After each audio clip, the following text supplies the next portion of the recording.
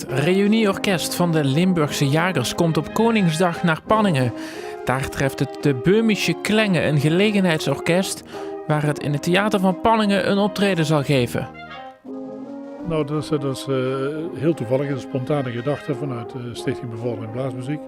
Omdat Limburgse Jagers vorig jaar een jubileumjaar hadden, kwamen wij op de gedachte, waarom halen we ze niet een keer naar Panningen? Omdat wij vanuit de Stichting Blaasmuziek bevorderen, in welke vorm dan ook.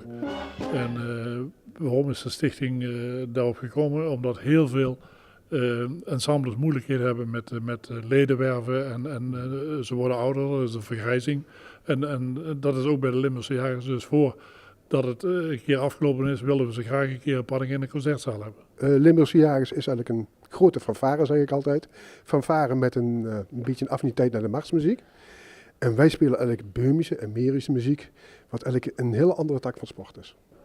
En dat is leuk. En het orkest is gevormd door leden van andere ensembles die we bereid vinden ieder jaar om weer deel te nemen aan dit orkest. Het is iedere keer een andere samenstelling, omdat mensen natuurlijk een eigen agenda hebben. We kunnen putten uit een arsenaal van muzikanten en de mensen willen graag meewerken aan dit programma, vinden het ook leuk. En we doen 1 keer per jaar een concert, 1 of 2 keer, meer niet. Dus daar werken we naartoe.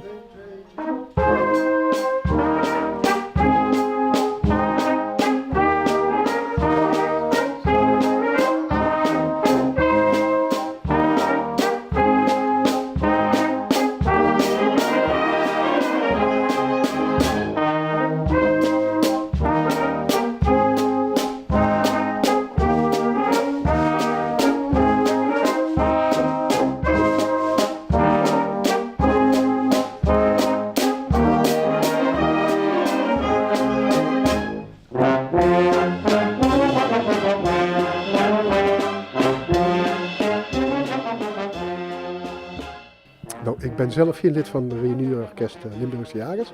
Ik ben zelf bugellist bij het trompettenkoor van de artillerie. En de organisatie hier heeft eigenlijk geprobeerd een concert te organiseren samen met Limburgse Jagers en Böhmische Klänge.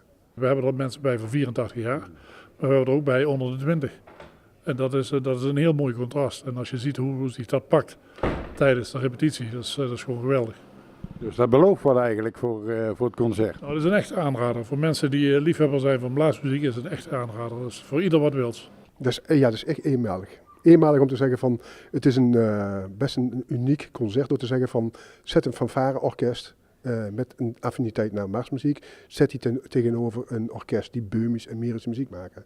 Waarvan we zeggen van, ja, dat is aantrekkelijk, maar ook aantrekkelijk voor het publiek.